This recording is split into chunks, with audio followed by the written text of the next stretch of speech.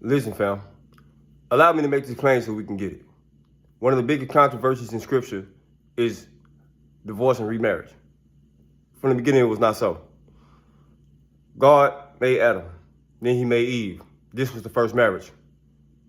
Because that's the Lord's design. That was his intention from the beginning, for one man to be with one woman and one woman to be with one man. And together they should be twain one flesh. They get married as a bond between the Lord's purpose for our life, for us to reproduce.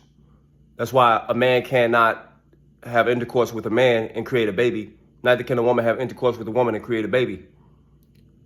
But the Lord wants us to do it with marriage.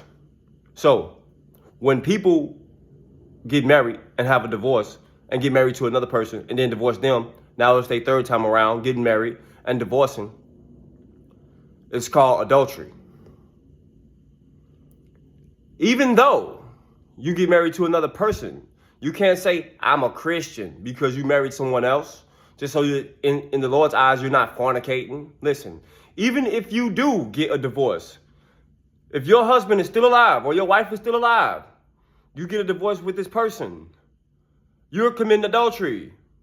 Whenever you move on to another person, whether you choose to get married or not, it's not fornicating, because in the eyes, Lords, if this person is still alive, you're still married. Does it make sense? If you want to divorce and remarry, divorce and remarry, divorce and remarry, you shouldn't have gotten married in the first place from the very beginning.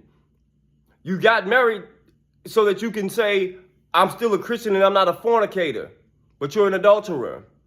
Because only fornication can be committed between people who have intercourse over and over who aren't married.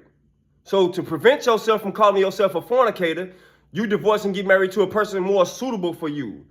So that in the eyes of the Lord, you're not committing a sin, but you are. You're an adulterer. You may not be a fornicator, but you're still an adulterer. I don't care how many times you get married and your spouse is still alive. You're an adulterer, an adulteress. Yes, you are. Yes. You're an adulterer. Listen. Just imagine you staying single and having sex over and over again with different people.